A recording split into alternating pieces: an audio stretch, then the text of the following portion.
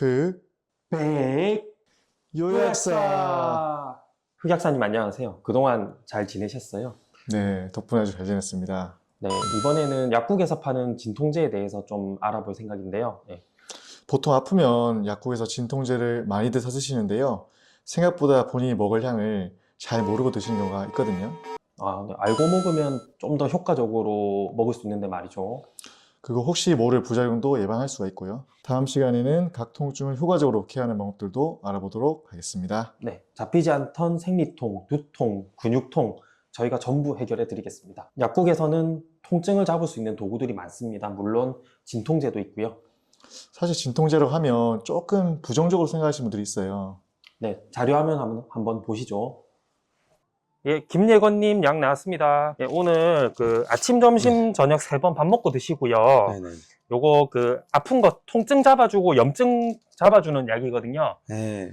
그럼 이 치료제가 아니고 그냥 진통제. 예, 그럼 굳이 그러면 먹을 필요 없는 거. 이처럼 진통제는 이제 치료제가 아니니까 불필요한 약이라고 생각하시는 분들이 많더라고요. 네, 심지어 먹으면 몸에 좋지 않고 독이 된다고 생각하시는 분들도 많고요. 그래서 진통제를 먹지 않고 통증을 견디려고 하는 분들도 있어요. 네, 하지만 이건 잘못된 생각입니다. 통증은 약간 불하고 같잖아요. 그래서 겨울에 약간 산불 났을 때, 네, 회학사님, 네. 초기에 산불을 안 잡으면 어떻게 되지요? 예, 불이 커지면서 홀라당 타버리게 되죠. 맞습니다. 통증도 초반에 잡으면 큰 통증 없이 잘 잡히지만 이제 가만히 두면 걷잡을 수 없이 커지는 경우가 있죠. 네, 대표적으로 어떤 경우가 그럴까요? 대표적으로는 이제 편두통이 그렇거든요. 통증이 발생했을 때 초반에 진통제를 미리 드시면 통증을 많이 줄일 수가 있거든요. 네, 맞습니다. 많은 전문가들이 편두통에는 진통제를 최대한 빨리 먹으라고 합니다. 편두통은 통증이 점점 강해지는 통증 양상을 보이는데, 통증이 약할 때는 진통제로 때려잡을 수가 있는데, 통증이 커졌을 때는 못 잡을 수가 있습니다. 보통 편두통의 3분의 1 정도는 전조 증상을 동반을 하는데, 이 전조 증상이 나타났을 때 진통제를 먹어야 효과가 좋습니다. 맞습니다. 그리고 편두통뿐만 아니라 일반 두통, 여성분들 생리통들도 그 통증이 발생하기 전에 미리 진통제를 먹으면 그게 효과적으로 통증이 잡히는 경우가 있거든요. 네. 그래서 제가 봤을 때는 통증은 어떻게 관리하느냐에 따라서 아픈 정도 차이도 많이 나타나게 되는 것 같습니다. 네, 그래서 저는 사실 통증이라는 것도 단순히 그냥 아픈 게 아니고 하나의 질병으로 보고 관리를 좀 해야 될 필요성이 있다고 생각을 하는데요.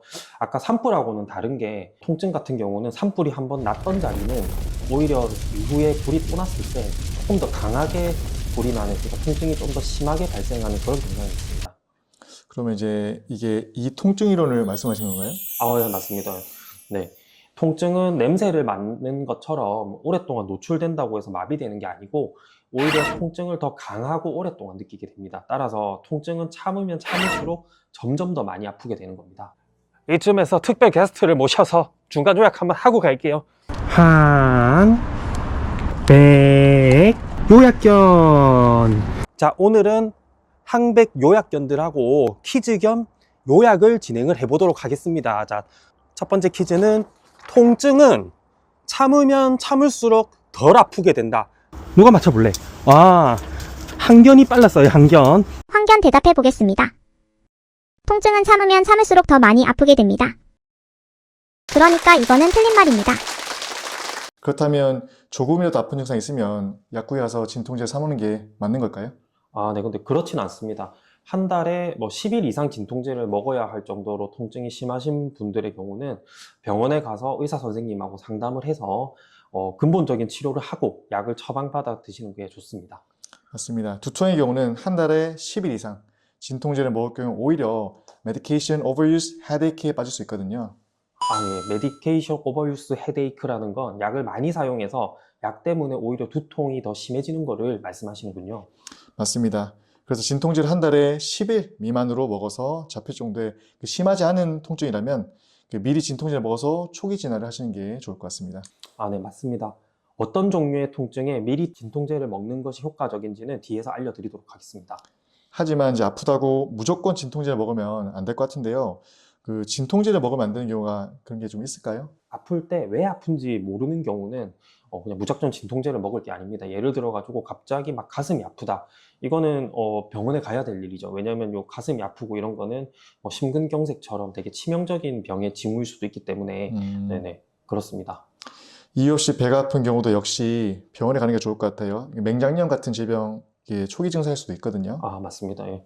어제 축구를 너무 무리하게 해서 허벅지 근육이 너무 아프다던가 아니면 생리통 때문에 아프다든가 이빨을 뽑아서 치통이 있다던가 이렇게 이유가 명확한 경우라면 이제 그때는 약국에 가서 진통제를 사서 드시면 되겠습니다. 물론 이제 너무 오래 진통제를 드시면은 분명 문제가 생길 수가 있어요. 요거는 이제 나중에 부작용 편에서 좀 같이 살펴보도록 할 거고요. 이쯤에서 중간 요약 한번 하고 갈게요. 자, 일로 와, 일로 와. 그만하고 일로 와. 이모야. 이유 없이 아플 때도 약국에 가서 진통제를 사 먹으면 된다. 자, 이거 누가 대답해 볼까? 백견이 빨랐어. 내가 한번 대답해 보겠소. 이유 없이 아플 때는 약국에 가서 진통제를 사 먹으면 안 되고 병원에 가서 진료를 받아야 돼. 우선은 그전에는 약국에 살 수 있는 진통제 종류부터 한번 알아보도록 하겠습니다. 복합제가 아닌 단일 성분부터 한번 살펴볼게요. 네, 여러분이 약국에 가서 약을 찾을 때는 사고 싶은 약이 없어가지고 당황하셨던 적이 여러 번 있으셨을 텐데요. 약을 사서 잘 살펴보면은 그 약의 성분명이 있습니다. 그 상표나 포장이 조금 다르더라도 이게 성분과 용량이 같으면 같은 약이라 할 수 있거든요. 예를 들어서 지금 제가 보여드리는 약들은 전부 같은 약입니다.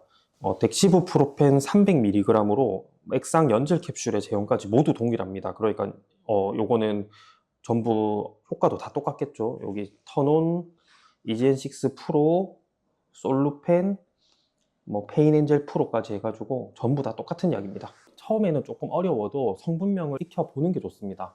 다행히도 약국에서는 딱 5개만 알면 되거든요. 5개요? 5개요. 5개. 네. 맞습니다. 네. 이부프로펜, 프로펜, 덱시부프로펜, 나프록센, 아세트아미노펜, 클로닉신 리시네이트.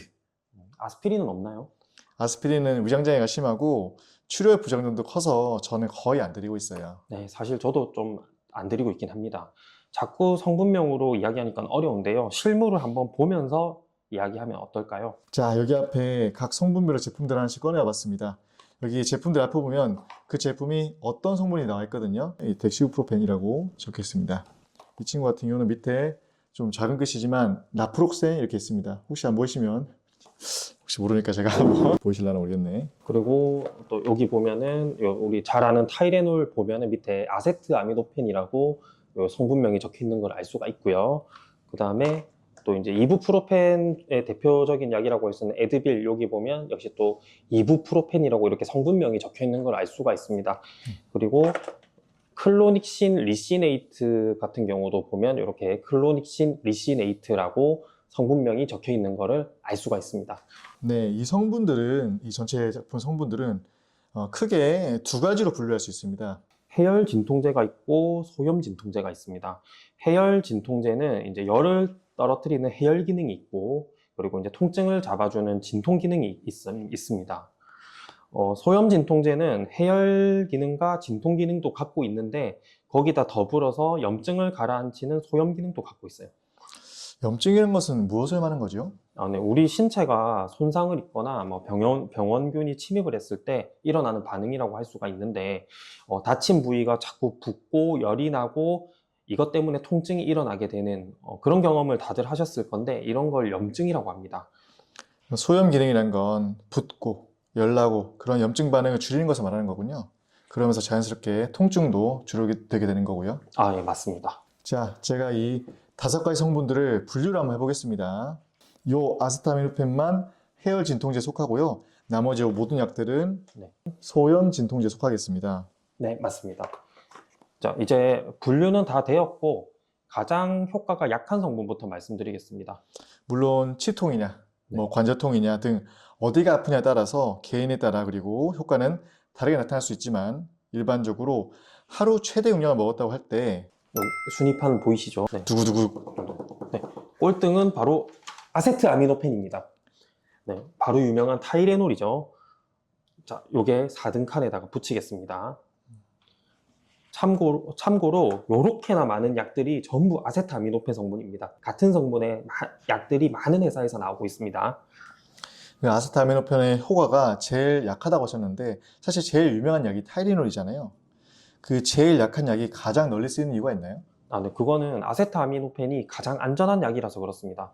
생후 4개월부터 먹을 수가 있고 위장장애도 적은 편이고 그래서 빈속에도 먹을 수가 있고 신장에도 부담을 좀 덜 줘요.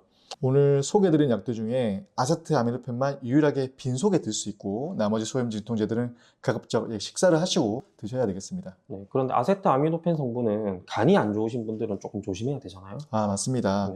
네. 간 수치가 많이 올랐다거나 혹은 이제 술을 좀 자주 드시는 분들은 아세트아미노펜 성분을 조금 피하시는 것이 좋습니다. 자칫하면 간이 망가질 수 있거든요. 네. 얼마 전에 그 결핵약을 드시는 분이 몸살기가 있고 열난다고 하시더라고요. 근데 결핵약은 간에 무리가 가는 경우가 많잖아요. 그래서 그분이 이제 타이레놀을 달라고 하시길래 요거는 간에 좀 무리가 간다고 설명을 드리고 대신에 덱시부프로펜 성분으로 드렸습니다. 잘하셨네요. 배약사님, 근데 배약사님 솔직히 네. 아세트아미노펜 드시면 안 되잖아요. 아유, 뭐 저는 거의 안 먹긴 하죠. 술을 거의 물처럼 드시던데. 아니, 이 사람이 아세트아미노펜 성분은 보통은 이렇게 이제 500mg짜리나 아니면 이렇게 650ml짜리 ER 서방정 이렇게 두 가지 형태로 나옵니다. 500ml 제품의 경우는 이렇게 이 제품 경우는 효과가 빨리 나오는데요. 사실 지속 시간도 조금 짧은 편이고요. 이게 한두 시간이면 최대 효과가 나오는데 지속 시간이 한 4-5시간밖에 안 되거든요.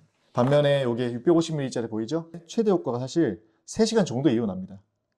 근데 한 8시간 정도가 지속되니까 조금 지속 시간은 긴 편이죠. 네. 두 가지 모두 한 번에 드실 때는 2알씩 먹어야 제대로 된 효과가 나오거든요. 네, 그러니까 500mg 제품은 한 4시간에서 6시간 간격으로 한 알에서 두 알을 드시면 되고 하루 최대 8알까지 드실 수가 있습니다. 그리고 이제 이 650mg짜리 제품은 이제 한 알에서 두 알씩 8시간 간격마다 드시고 하루 최대 6정까지 먹을 수가 있어요. 이렇게 먹으면 하루에 거의 요 한 깍을 거의 다 먹게 되는 그런 셈이네요. 그래서 아세트아미노펜은 두통이나 생리통 정도에만 쓰고 다른 통증에는 안 쓰시는 게 좋습니다. 진통효과가 조금 약해서 강한 통증에는 먹어야 하는 이제 알수가 조금 많거든요. 그렇죠. 네. 또 이제 중요한 게 이 아세트아미노펜은 염증을 가라앉히는 소염 기능이 없잖아요. 맞습니다. 그래서 통풍이나 관절염 같은 염증을 동반하는 통증에는 효과가 약해요. 이쯤에서 중간 요약 한번 하고 갈게요. 그 다음 질문입니다. 건이 앉아. 아세트아미노펜은 소염 효과가 없다. 자, 이번에는 한견이 대답해 볼까? 네. 아니, 이렇게 쉬운 걸 가지고 소염 효과가 당연히 없지. 아세트아미노펜이 무슨 소염 효과가 있어? 자, 이번에는 1등입니다.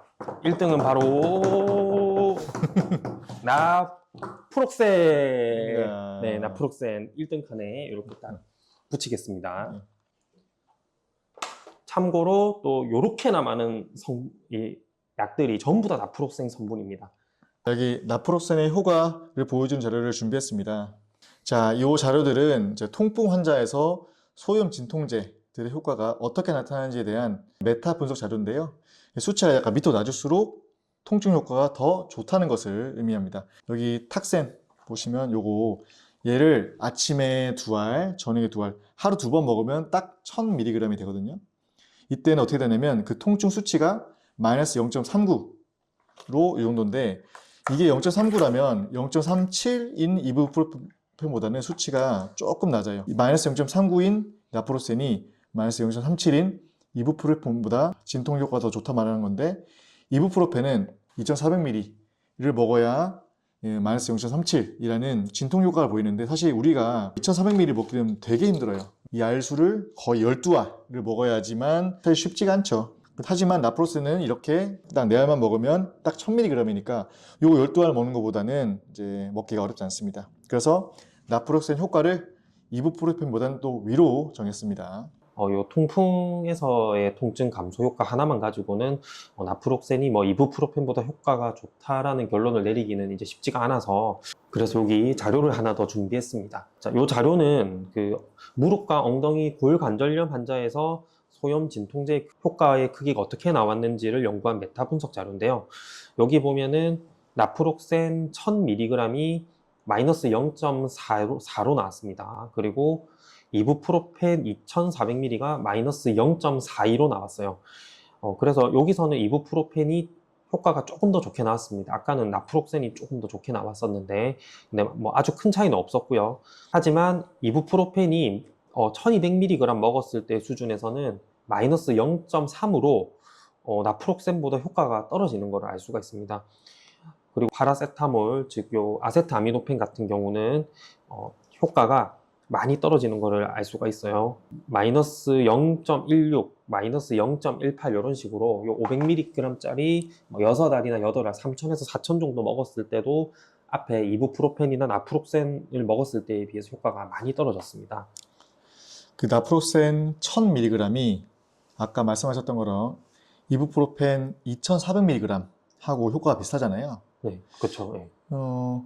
이부프로펜 1200mg보다는 근데 여기 효과가 좋네요. 그렇죠. 네. 네. 그런데 우리가 보통 이부프로펜을 2400mg 이하까지는 잘 안 먹는단 말이죠.